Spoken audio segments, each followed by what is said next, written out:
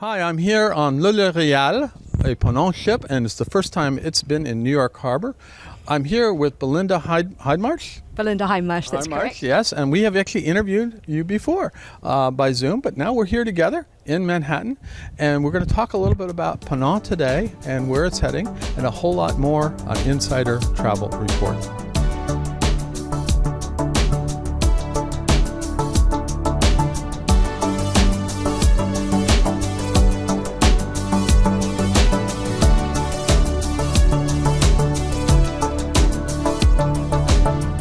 First of all, great to see you live. It wasn't too long ago that we talked online, and we did a nice video online. And since that time, I've actually been on Le Ponant, the very first one, and you've done a marvelous refurbishment. Let's talk, first of all, where do you position Ponant today in the market?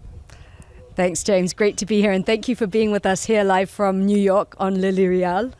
Great to be here in person. As you mentioned, we had connected previously via Zoom, but this is obviously much better. Absolutely. And I hope you had a good trip on Le Ponant. I did. It was amazing, and I'd only been on it briefly to tour, and you've done a marvelous job refurbishing. It feels like a new ship, and it is a sailing ship, which I loved, and it was just a marvelous cruise.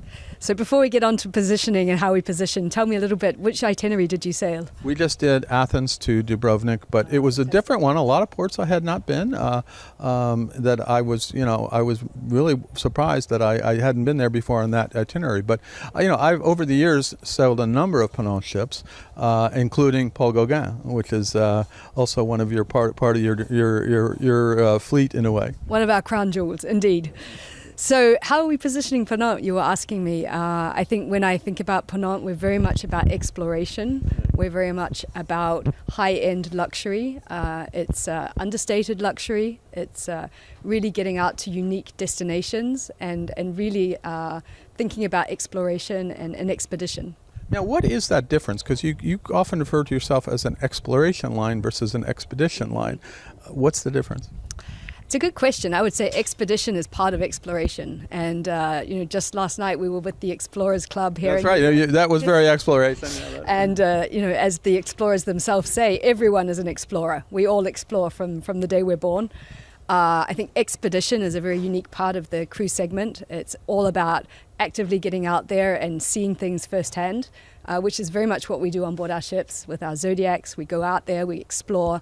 And for me, exploration, it's really more than just getting out in Zodiacs and seeing the nature. And it's really about also enrichment. It's about understanding communities. It's about spending time with people and understanding cultures. So it's very rewarding, very enriching. So you have a really wide range of fleet too. It's not like there are many different Ponant ships, starting with Le Ponant and then going through the class that we're on now, Le Real and Le Boreal, which I've been at. I've not been on the class with the Blue Eye Lounge, but I have been on your flagship, Commandant Charcot. You're very lucky then. So yes, our luxury icebreaker is unique. She's one of a kind. No one else in the world has the capabilities, the ice class from a cruise ship perspective to be able to get as far north to really 90 degrees North Pole as the Commandant Charcot. So I'm sure you've seen firsthand what a unique vessel and what an incredibly special vessel she is, not only in terms of itineraries, but in terms of the comfort on board.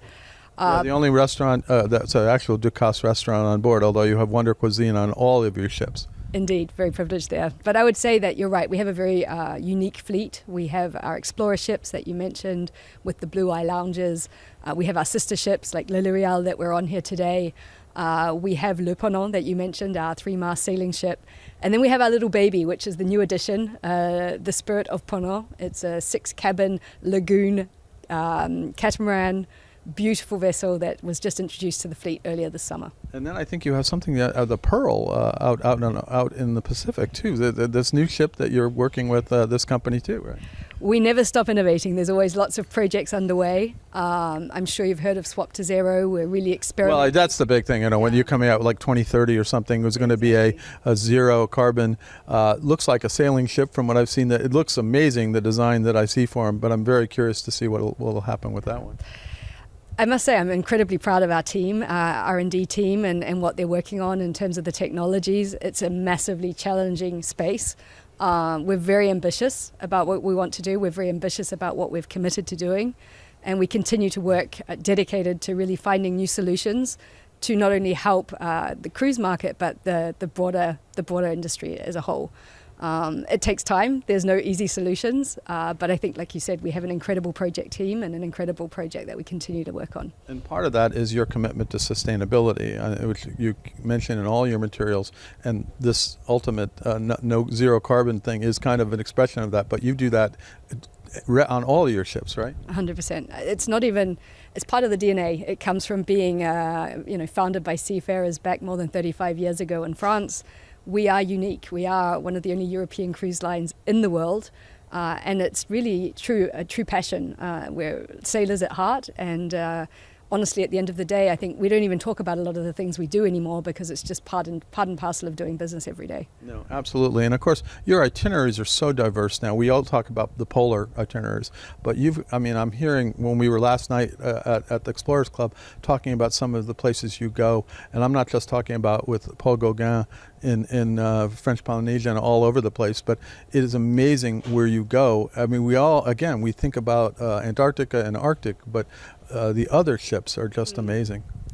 It's true, we're probably most well known for the polar itineraries that we have. We've been in the polar regions for more than 20 years, really leading in that space. But it's true, I mean, we're in expedition tropics, we're in Madagascar, we're Honduras, the Kimberley off the west coast of Australia, which is a very hot destination. That is becoming right now, it's everyone's talking. It's in demand, so everyone's getting out to Australia to explore the west coast. You're right. We are known for unique itineraries, and that's part of our heritage as well, and part of what we will continue to build in the future. Now, you've just some awards. I think Condé Nast and other for some of your ships, right? Thank you for asking. Yes, today is a celebration for us. So I thought last night we're all celebrating last night before we knew the awards. No, the truth is that today is the official day that we can proudly announce that we won the Traveller's Choice Awards for the small luxury ship category. And not only did we win the award for Paul Gauguin, our ship based out in French Polynesia, but actually Ponant came in twice in the top 5. So not only did we win the award, we were also on the top 5 list with Ponant. Yeah, so if you want to know some validation of what Ponant has been, and amazing ships, amazing itineraries, yes, that French touch is still important to you as well, right? Absolutely. As we sat next to the wines here in the back. Yes, who doesn't love great French wine? Yeah, so that's amazing. So Belinda, I want to thank you for taking some time. I know it's a busy time. We have to get off the ship now because can't we stay? I hear this ship's going through the Panama Canal and going down to Valparaiso, and they said they're going to explore the inlets in Chile. I'm like, okay, I'll sign on for that one. Yeah. Yeah, it's a good thing we've got Starlink on board because I think it's an 18-day journey, but you can certainly get some work done on the way. I can do my work anywhere. We can do Zoom from anywhere, right? So we're definitely in good hands if we do decide to stay on board. So. Again, thank you so much for taking the time. And again, congratulations on those awards, and congratulations on all these wonderful ships that you have and the new ones coming up. Thank you very much, James. It's been great to be here with you today. I'm James Schillinglaw, and this is Insider Travel Report.